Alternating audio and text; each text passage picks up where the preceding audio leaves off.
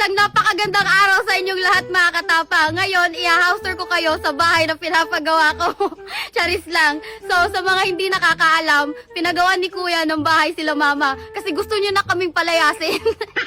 O, tignan niyo mga katapang, 2 linggo pa lang, malapit na matapos yung bahay. Atak na siguro si Kuya palayasin kami. So, kausap ko na si Foreman kung saan dito yung sala, kwarto, kusina, tsaka CR. Kaya ngayon, ako yung mag-houster sa inyo. Kahit hindi pa tapos, imaginary lang muna ba? So, dito tayo magsimula. So, dito yung hagdan mga katapang. Mahirap naman kung lamesa to. Ginagawa mo. So, tara, pasok tayo. Unahan na kita mag-vlog kuya sa pinapagawa mong bahay para ako yung unang magka-views. Dito naman mga katapang, ito yung terrace. Maliit lang kasi sila Mama lang naman. Syempre, tsaka ako. Dito mga katapang, ito yung malaking salamin sa terrace. O, dito naman tayo. O, ito yung main door. Pagkabukas mo agad, pader agad yung makikita mo. Ito, maganda to lagyan ng painting. O, halip, pasok. O, dito naman yung hallway. Buti na lang nag-break time yung mga trabahante dito. Walang maingay, makapag-vlog tayo ng maayos. O, ditong side naman tayo.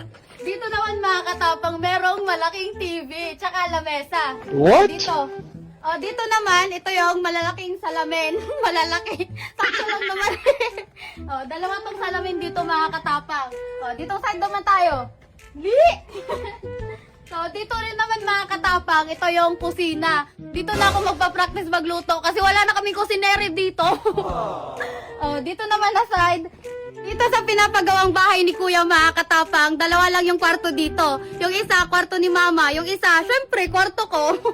Oh, ito yung kwarto ni Mama mga katapang. Napakalaki nito, pwede silang maghabulan ni Papa. Oh, dito tayo. Ginagawa mo. Dito naman mga katapang, merong 2 CR dito. Yung isa para sa lahat. Sana all para sa lahat.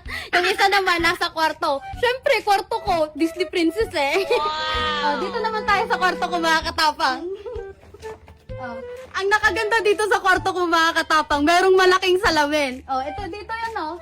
Dito yung malaking salamin mga katapang sa kwarto ko. Tsaka paglabas mo dito, ang plano ko dito mga katapang, lagyan to dito ng lamesa at saka bermuda. Kasi para masarap tambayan dito eh. Abangan nyo mga katapang, matapos tong bahay, i-update ko pa rin kayo para paldo ako sa views. So hanggang dito na lang muna mga katapang kasi nahihiya yung mga trabahante na bumalik sa trabaho. Andun sila sa labas. Bye! 250! 20,000! 24,000! Grabe, ang laki! 600! Grabe, ang laki, 24,000!